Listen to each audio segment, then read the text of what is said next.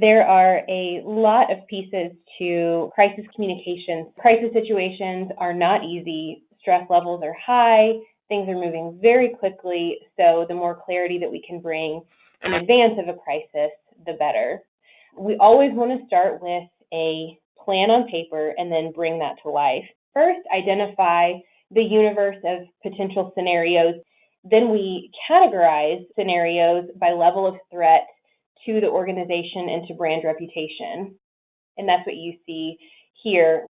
Then from there, we draft messaging to have on hand for each scenario. Messaging is one of the most important parts of planning for a crisis. And there are 3 principles to good messaging: consumer-friendly, responsive, and efficient. First up is consumer-friendly.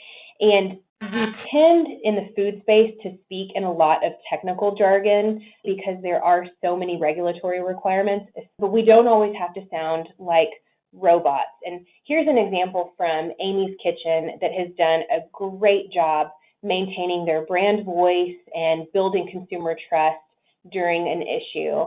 Some of the language they use, it's very empathetic and conversational. It's one, on brand with what their consumers are used to hearing. 2, it reinforces that they are really on top of this and doing a great job with a food safety challenge. It's a great example of how we can continue to build trust in the face of a food safety issue.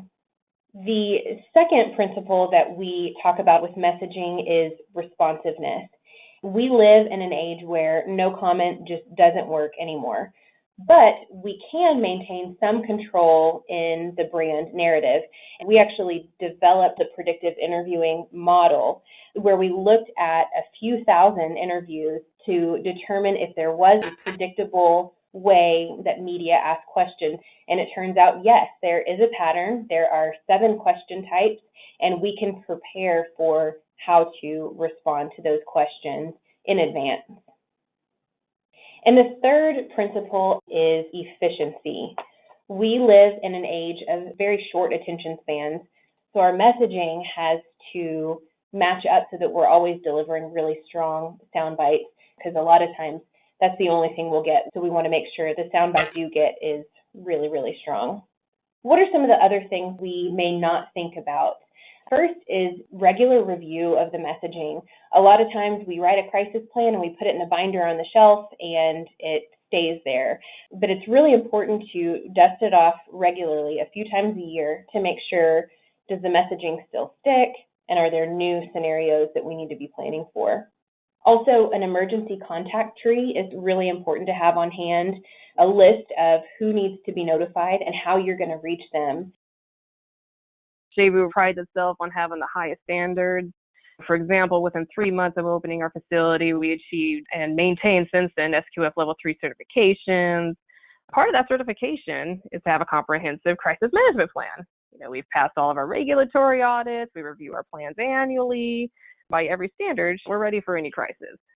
I want to give you guys some takeaways that we learned kind of in the moment. Number 1, be sure you have an updated comprehensive contact list to include employees, suppliers, vendors, shareholders, stakeholders, board of directors, just everybody. And also have a plan for communication when there are no cell phone service. We didn't have cell phone service for the first 8 hours of the event. Number 2, go out into your community and find all the resources available to receive the best real-time information for that type of crisis event and practice using those resources. As I mentioned, social media, it was about as real-time as we could get, but it told us people's point of view, not really what was happening. Third, review your insurance policies for all types of crises. There were many unfortunate business owners in Sonoma County that found out the hard and expensive way that their insurance policies didn't cover as much as they thought.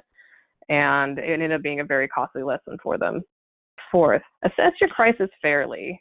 We assessed fire as low when we did our matrix, and we all were absolutely certain that earthquake is going to be the biggest natural disaster for us, and clearly we missed the mark. So really assess your threats honestly. And fifth, work with other businesses within your community, see how they're writing their crisis management plan.